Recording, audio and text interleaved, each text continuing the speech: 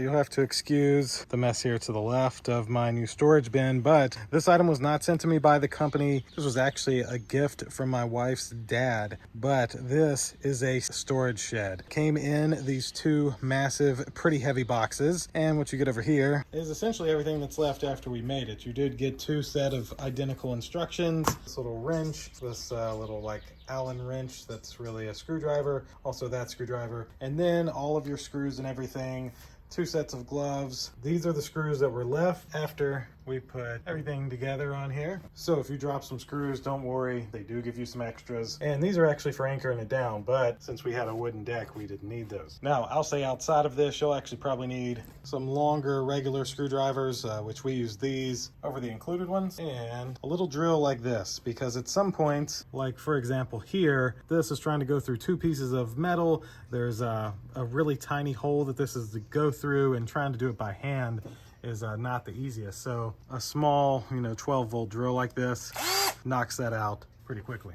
Now, time-wise, we were able to follow the instructions pretty much to the T, with the exception of the handles. The handles said they mounted on the inside like here, but there's no holes here. So we ended up kind of reversing these screws, and we were able to easily mount the handles there. But this is what it looks like all put together. Let me go inside and show you. We have nice sliding doors, nice and smooth, of completely enclosed storage space. And yes, we put this all together ourselves. It took us a total of day one was about 3 hours, day two was about an hour, day three was about an hour and a half. So I would guesstimate about 5 to 6 hours was the total time it took us to put this together. So a few of the screws do come all the way through when you're putting on the roof, but they have these little protectors on it. Those are the holes where you can nail or stake it down if you have it on regular grass. But this is a look at it, and I can say it has rained since we put this together. So far, not a drop of water came through the top, the sides, nothing. The actually only way water got in here was because it's on wood, so the water was landing here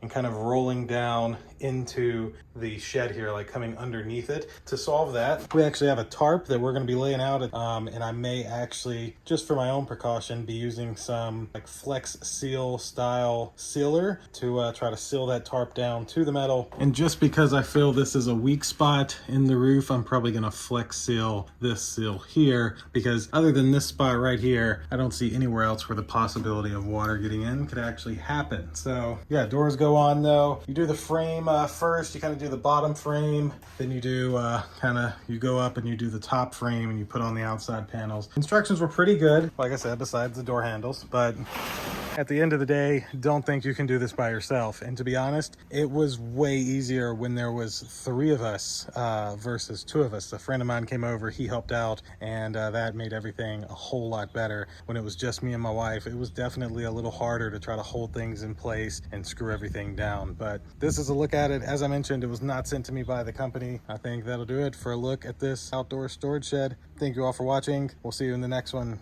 Deuces.